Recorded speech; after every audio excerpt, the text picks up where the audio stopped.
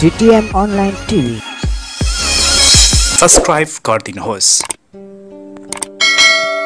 यस सहकारी संस्थाको लेखा समितिको तर्फबाट संस्थाका लेखा समितिका सदस्य प्रकाश प्रसाद दाहाल सरलाई लेखा प्रतिवेदन प्रस्तुत गरिदिनु हुनको लागि म स्टेजमा आमन्त्रण गर्दछु।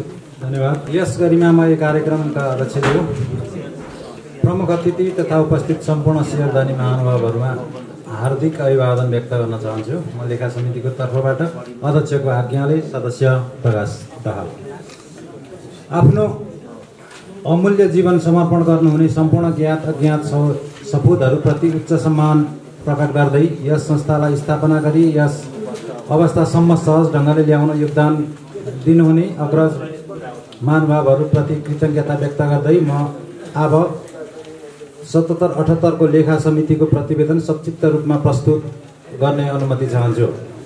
समाजको दर्पण, बौद्धिक चेतयुक्त व्यक्ति र शैक्षिक क्षेत्रमा मियोको रूपमा रहेका हामी शिक्षकहरूले सञ्चालन गरेको यस संस्था 2068 देखि जुन लगातार अघि बढिरहेको छ, यसको विरासत कायम गर्दै अझ नवीनतम कार्यहरूद्वारा अझै परिष्कृत रूपमा अगाडि बढाउन आवश्यक नेतृत्व निर्माणमा हामी सफल हुने नै छौँ र लागिरहेका छौँ। म यो साधारण सभा सफलताको हार्दिक शुभेच्छा व्यक्त गर्दछु। म लेखा समितिको तर्फबाट गत आबको प्रतिवेदन निम्नानुसार बुदामा प्रस्तुत गर्न चाहन्छु। अघिल्लो साधारण सभाले गरेका निर्णय कार्यान्वयनको अवस्था। गत आबको सुरु र अन्तिमका चौमासिक अवधि मुलुक विषम परिस्थितिबाट गुज्रेका कारण हाम्रो संस्थामा समेत यसको असर पर्यो, जसले हाम्रो वैधानिक समिति तथा उपसमितिहरूलाई प्रत्यक्ष रूपमा भेला जम्मा भएर गर्नुपर्ने निर्देशित कार्य गर्न केही हदसम्म व्यवधान भएको विदित थियो। तथापि मूल कामबाट भने संस्था उक्त विषम परिस्थितिमा पनि नियमित सञ्चालन भयो। यस बीचमा शेयर सदस्यहरूको वृद्धि 48 जना नयाँ थपेर उत्साहजनक देखिन्छ। छनौट समिति मार्फत कर्मचारी नियुक्ति गर्ने गरिएको देखिएको छ। धितो मूल्याङ्कन समितिको भूमिका प्रभावकारी हुँदै गइरहेको छ। सफ्टवेयर र इन्टरनेट जडान भएको र SMS सेवा सुरु भएको छ। सहकारी शिक्षा 2वटा पालिकामा सञ्चालित भयो। विगतको आर्थिक वर्षमा सञ्चालक समितिको कार्य प्रगति प्रतिवेदन। गत आर्थिक वर्ष 2077-9-18 देखि 78 असार मसान्तसम्ममा आवश्यकता अनुसार बैठक बसी निम्नानुसारको अनिवार्य दायित्व वहन गरेको देखिन्छ। सहकारीका लागि सम्बन्धित निकायबाट प्राप्त निर्देशनहरू पालना भएको छ। नियमित कार्यालय सञ्चालन भएको छ। ग्राहक शेयर सदस्यको समस्यामा केन्द्रित भएको देखिन्छ। लगानी असुलीमा सक्रियता बढेको छ। खर्च शीर्षकमा मितव्ययिता अपनाइएको छ र समयमा लेखा परीक्षण गरिएका जस्ता कार्य गरेको हुनाले संस्थाको सञ्चालक समिति जिम्मेवार र कटिबद्ध छ भन्न सकिन्छ। संस्थाको पुँजी, दायित्व, आम्दानी र खर्चको यथार्थ विवरणको विश्लेषण गर्न चाहन्छु। शेयर सदस्य 48 जना बढेको छ। यस अवस्थामा 564 देखिन्थ्यो अस्ति हाम्रो अर्थमा। अहिले 2 जना सदस्यहरू फिर्ता भएको कारणले 562 मात्रै छ। त्यहाँ उल्लेख भएको अस्ति मसान्तसम्मको हो, असार मसान्तसम्मको। शेयर पुँजी 51,12,500 रुपियाँ छ, जुन अघिल्लो आर्थिक वर्षभन्दा 9,89,500 रुपियाँले बढी हो। बचत 3,83,98,561 रुपियाँ 78 पैसा पुगेको छ, जुन अघिल्लो आर्थिक वर्षको भन्दा 85,02,141 रुपियाँ 89 पैसाले बढी हो।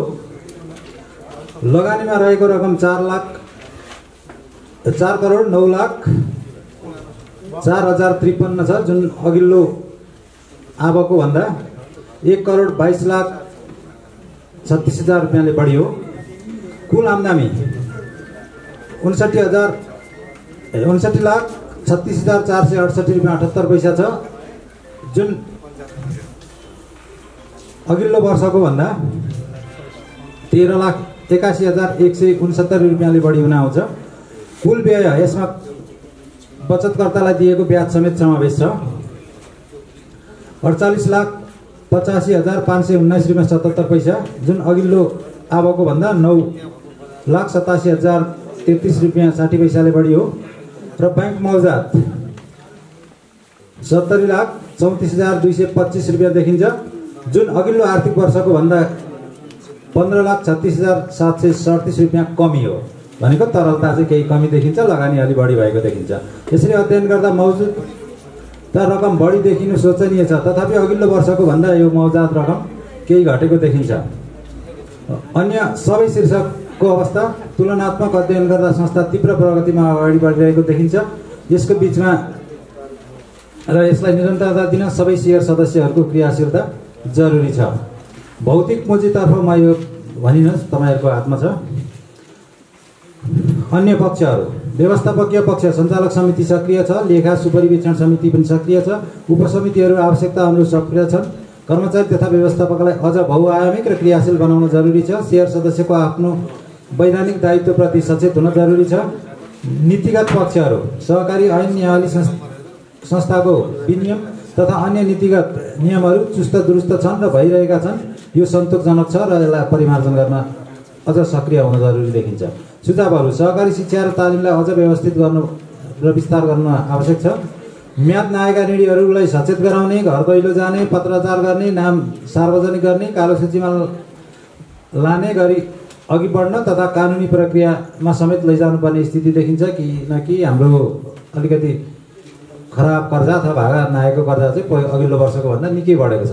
संस्थाको दैनिक, मासिक, अर्धवार्षिक र वार्षिक हिसाब पोस्टिङमा अझै द्रुतता दिन आवश्यक देखिन्छ, जसले गर्दा आन्तरिक लेखा परीक्षण गर्न र संस्थाको साख वृद्धि गर्न तथा पारदर्शिताको कसीमा खरो उत्रिन सकियोस्। अन्त्यमा सम्पूर्ण उपस्थित महानुभावहरूलाई अझ सक्रिय हुन र यो संस्थाको हितमा अरू के गर्न सकिन्छ चिन्तन, मनन र संवेदनशील हुन अनुरोध गर्दै बिदा हुन चाहन्छु। धन्यवाद। जय सहकारी। संयोजक लेखा सुपरिवेक्षण समिति वेदनीति दाहाल, सदस्य प्रकाश दाहाल र Rita Chauhan. TTM Online TV subscribe गरिदिनुहोस्।